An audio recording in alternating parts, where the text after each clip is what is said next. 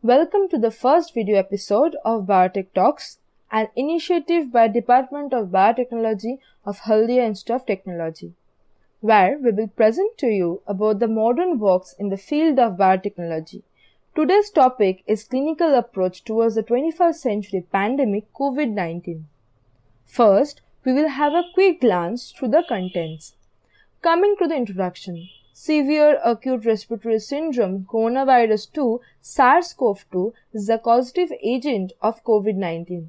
The first case been reported in Wuhan, China in November 2019.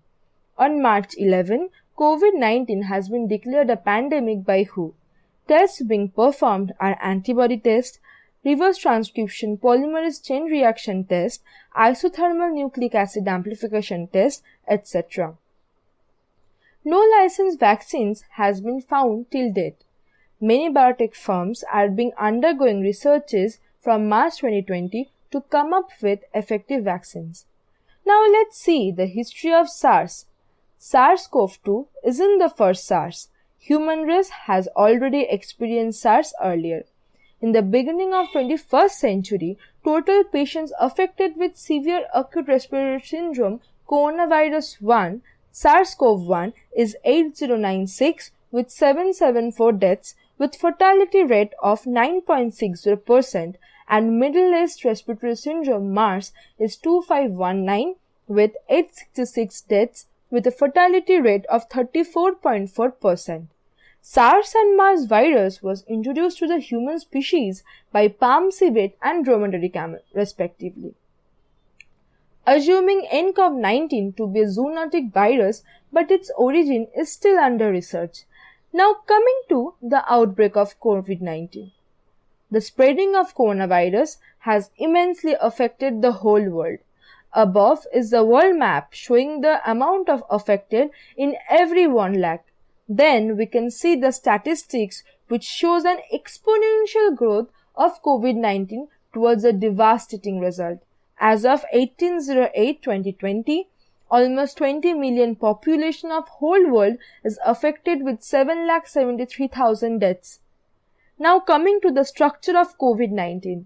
The CoV particles are pleomorphic. That means it doesn't have a definite structure with a helical nucleocapsid. The diameter is approximately of 125 nanometer with 30 kilobase plus sense RNA genome.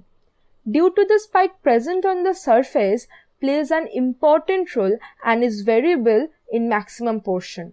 The upper part, which is the most variable part of the nCoV-19 genome, is a receptor binding domain.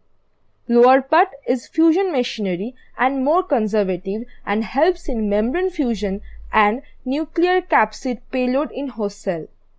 The spikes make the virus deadly as it makes the spikes more stickier, leading to damaging of inner vital organ by more cytokine production. Since the shape of virus looks like a crown, therefore the name coronavirus is derived from Latin word corona meaning crown or wreath. As scientists suggest, the protein present on spike can be useful for vaccination against COVID-19. Next we come to replication and gene expression. The nCoV-19 was annotated to possess almost 14 open reading frames encoding 27 proteins. This means the eukaryotic translations are generally monocistronic in nature. This virus can encode 27 different messages from a single RNA, making it very dangerous. Reasons for such behavior is still under research.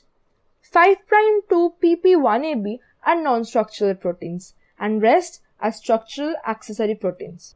Approaching towards the treatments for COVID-19. Main theory of dealing with drugs are antiviral, adenosine-nucleotide analog inhibiting RNA synthesis, etc. The many drugs failed during phase 2 and 3 due to unknown toxic side effects. The main theories of vaccines are mRNA vaccine, adenovirus vector vaccine, Russian vaccine, etc. Briefing about mRNA vaccine. It is made by pre-programmed mRNA and the genes from spike protein. Once inserted, spike protein helps to invade the virus itself and the programmed mRNA enters the cell. Upon entering, it affects the translation mechanism and forces to production of faulty message, thus damaging the very core processes of cell surviving. Eventually, the cell kills itself because of the faulty messages. mRNA vaccine works in the most subtle level known till date and is making its way good.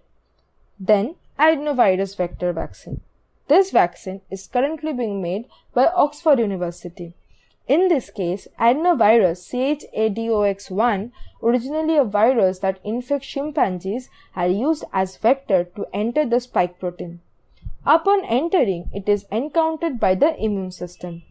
The system remembers the structure of the spike protein. So when the original virus is encountered, the percentage of survival of the virus is lessened as the immune system was trained to destroy it. And then the Russian virus, Sputnik V, standing on the fundamental theory of Oxford vaccine. The Russian vaccine is named Sputnik V in reference to first artificial satellite Sputnik 1, launched by USSR in 1957.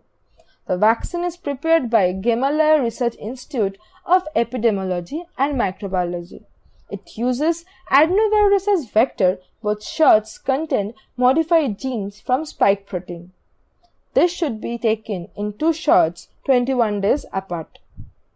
The Russian researchers have claimed to pass phase 1 and 2 but without any adverse effects, though no detailed results is published.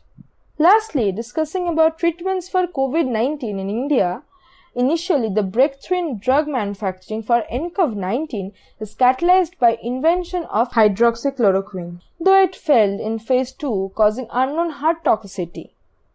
Talking about vaccines, Indian companies like Biocon Seagull are working simultaneously besides Oxford University to manufacture a vector vaccine by using genetically modified non-replicating measles virus as vector to insert with spike protein in human body. So if you liked the video, then do hit the like button and subscribe the channel and hit on the bell icon to get the further notifications. Thank you.